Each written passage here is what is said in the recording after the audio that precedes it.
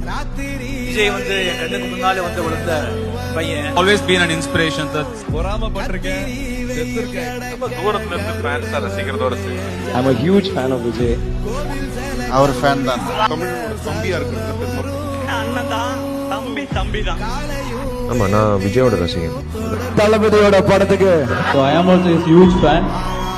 இளைய தளபதி விஜய் மாதிரி வரணும் என் புள்ள அப்படின்னா வந்து கை இப்படி மேல போட்டு welcome to the family Thalapathy sir தான் சொன்னாரு.